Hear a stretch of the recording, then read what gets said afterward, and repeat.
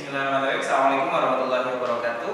Oke, kembali lagi kita membahas masih sama seputar kali ini adalah matematika wajib di kelas 11, yaitu tentang program linear. Nah, ini adalah materi terakhir program linear. Jadi pada tujuannya adalah kita menyelesaikan suatu permasalahan kontekstual yang dimana permasalahan kontekstual ini adalah mengaitkan dengan yang namanya konsep program linear. Kemarin kita bahas, kita mulai kemarin sistem pertidaksamaan linear.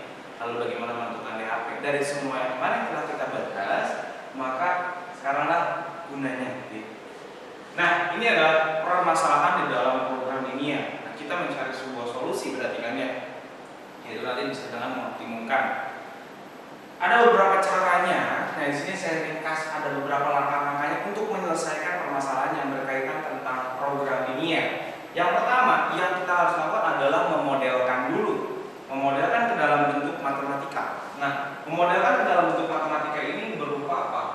Sistem persamaan, sistem pertidaksamaan linear dua variabel. Jadi nantinya dari soal yang bentuknya cerita atau bentuknya permasalahan kontekstual, kita modelkan dalam bentuk matematis terlebih dahulu sehingga terbentuklah suatu sistem, yaitu pertidaksamaan linear dua variabel. Lalu yang kedua, setelah kita menentukan itu, maka yang selanjutnya adalah menentukan fungsi sasarannya. Fungsi sasaran ini gunanya untuk apa? Mencari nilai optimum. Nilai optimum, di mana nilai optimum ini berupa maksimum atau minimum. Gitu ya. Ada dua yang akan kita cari, bisa jadi maksimum, bisa jadi minimum, tergantung bagaimana konteks permasalahan tersebut. Lalu setelah itu menentukan daerah hasil penyelesaiannya. Nah, daerah hasil penyelesaian ini adalah bagaimana kita langkah untuk menentukan nilai optimum itu sendiri. Dan titik sudutnya. Titik sudutnya mana? Dengan menentukan DHP, kita akan menentukan titik sudutnya.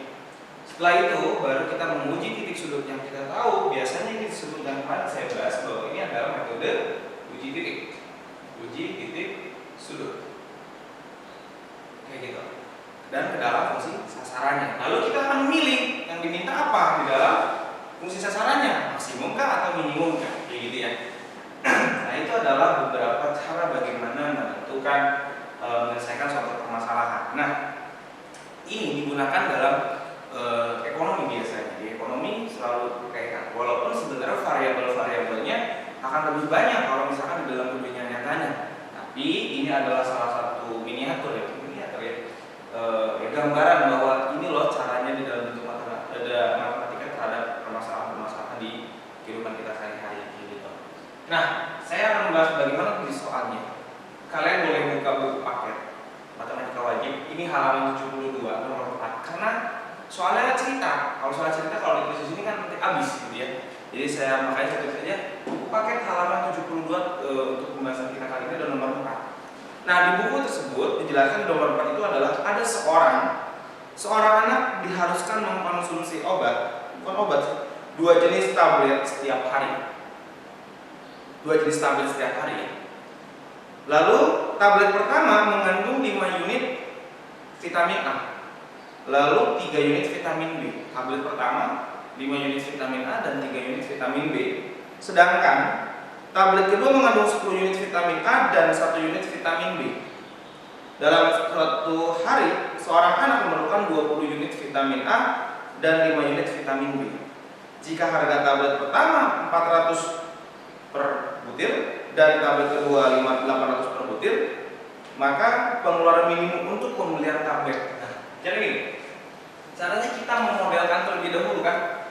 Di situ ada yang kita bicarakan adalah vitamin A dan ada tablet. Di situ tablet yang dibicarakan adalah si tablet. Tablet dibentuk oleh vitamin A dan vitamin B. Ada tablet pertama, tablet 1 gitu ya. Lalu ada tablet 2. Tablet 1 dan tablet 2 dibentuk atau dibangun oleh vitamin A. Lalu ada vitamin B. Jadi dibangunnya yang di kolom gitu ya. Kebutuhan anak itu berapa? Kebutuhan itu ini vitamin A 20. Terus kalau vitamin B 5. Nah, tablet 1 itu vitamin A-nya dibentuk oleh vitamin A sebanyak 5, vitamin B sebanyak 3 gitu ya. Dan sedangkan tablet kedua mengandung 10 unit vitamin A dan berapa itu? 1 unit vitamin B. Nah, kayak gitu. Tablet 2 dibentuk oleh 10 unit vitamin A dan 1 unit vitamin B. Nah, dari sini setelah ini kan kita udah nih saya buat dalam bentuk tabel. Kita bentuk ke dalam bentuk matematisnya. Gimana caranya? Kita misalkan. Yang kita misalkan bukan vitaminnya, tapi tabletnya. Kenapa tabletnya? Karena tablet ini dibangun oleh vitamin A dan vitamin B. Tergantung banyaknya itu sendiri. Kalau satu tablet aja 5 vitamin A dan vitamin B, berarti kan kalau 2 tablet 5 bisa 5 kali 2, 3 kali 2 kayak gitu ya. Makanya yang kita misalkan adalah tablet 1 itu adalah X, tablet 2 itu adalah Y. Lalu setelah itu gimana? Menjumlahkan secara sejenis. Gak mungkin kita menjumlahkan 5X ditambah 3Y. Gak mungkin. Kenapa? Karena ini kan vitamin A. Vitamin A ditambah vitamin B gak mungkin jadi vitamin C ataupun vitamin D ataupun jadi yang lainnya, gak mungkin. Tapi kita kan bisa menjumlah kalau sesuai dengan jenisnya, yaitu 5X berarti 5 kali banyaknya tablet yang dibutuhkan ditambah 10 kali banyaknya tablet 2 yang dibutuhkan. Di situ kebutuhannya kitanya apa? Minimum. Kalau minimum kemarin gimana tandanya? Biasanya lebih dari 20 kebutuhan. Kayak gitu kan? Memerlukan 20 bisa lebih kan? Lalu 3X ditambah Y lebih dari 5. Dan dia memerlukan pasti lebih dari 0 dan Y lebih dari atau sama dengan 0. Ini adalah bentuk model matematis yang tadi saya katakan bahwa dia akan terbentuk ke dalam bentuk sistem pertidaksamaan linear 2 variabel. Lalu fungsi sasarannya itu bentuknya fx, y. Ini adalah harganya. Harganya berapa tablet 1? Jika tablet pertama itu 400 per butir, kita nggak tahu butuhnya berapa, 400 kali X ditambah yang P-nya itu adalah 800 kan?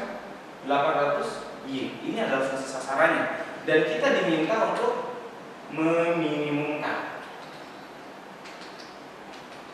Ya, meminimumkan. Sekarang, dari sini apa yang kita lakukan? Setelah kita ketahui pertidaksamaan, maka membuat grafiknya untuk menentukan DHP-nya. Nah, gitu ya. Sekarang dari 5X ditambah 10Y sama dengan 20, gitu ya. Kita buat dalam bentuk persamaan. Maka kita sederhanakan bagi 5, ini X, ini 2Y, yang ini 4. Gitu kan? Kalau X-nya 0, maka Y-nya berapa? Tutup sini, 2Y sama dengan 4. Y sama dengan 4 dibagi 2 yaitu 2. Y sama dengan 0, tutup ininya berarti X-nya 4. Kayak gitu ya. Gitu. Yang kedua, yaitu adalah 3X ditambah Y sama dengan 5. Kalau X-nya 0, Y-nya 5. Kalau Y-nya 0, X-nya berapa? 5 per 3. Nah, oke. Titiknya berarti di mana sih? 0,2 dan 4,0. Di sini 0,5 dan 5 per 3,0. Kayak gitu. Udah ketemu semua titik-titiknya, maka kita gambar grafiknya.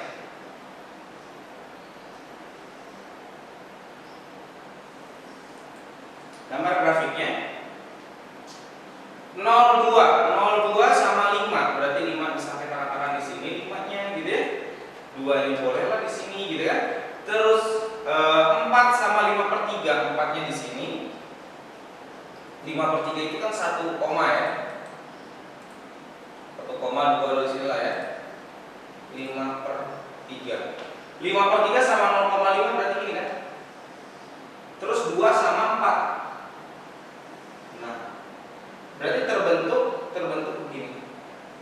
Ini adalah garis untuk apa yang ini? 5 per 3 berarti 3X ditambah Y sama dengan 5.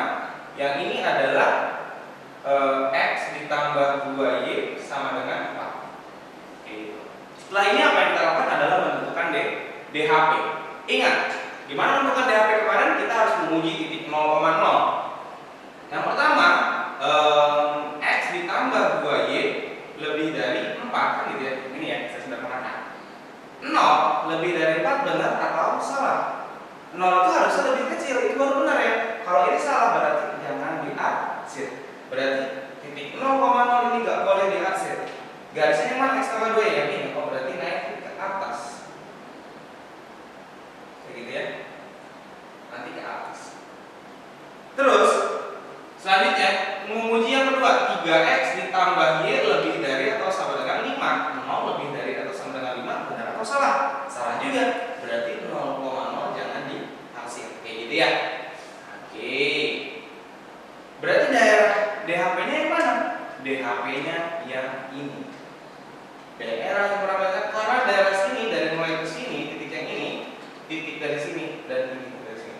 Itu yang saya merahin itulah titik pojoknya atau titik sudutnya. Ada berapa titik? Ada 3. Yang pertama di berpotongan dengan sumbu Y berarti X-nya 0, Y-nya 5. Yang ini kita nggak tahu ini masih perpotongan. Lalu yang ini berpotongan di sumbu Y berarti 4,0 karena Y-nya 0. Nah sekarang kalau perpotongan ini gimana? Nah kalau perpotongan dilihat garisnya berpotongan apa?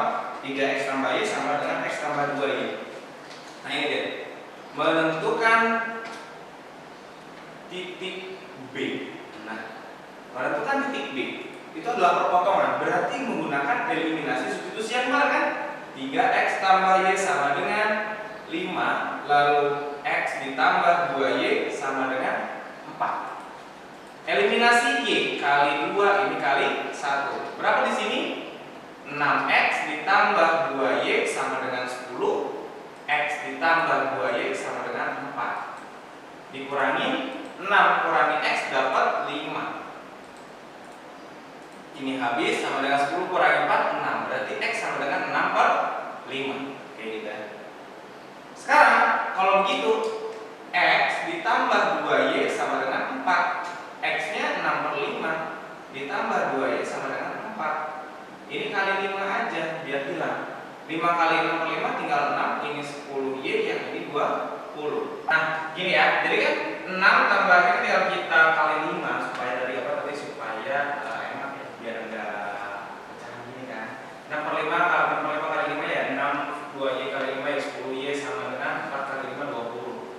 Pindahkan berarti kan 10Y sama dengan 14. Nah, pindah ke 20 gitu kan. Jadi kurangi Y sama dengan 14 dibagi 10. Kalau disederhanakan jadi 7 per 5. Jadi titik B-nya berada di mana? Di X-nya 6 per 5 dan 7 per 5. Terus setelah ini kita ngapain? Menguji kan, mencari nilai maksimumnya, meminimumkannya. Berarti fxy-nya sama dengan 400x ditambah 800y, kayak gitu kan. Yang kita inginkan adalah meminimumkan. Titik A-nya kita uji, titik sudut yang A-nya 0,5, maka f 0,5 sama dengan 400, x-nya ganti 0 ditambah 800 dikali 5. 800 kali 5 berapa?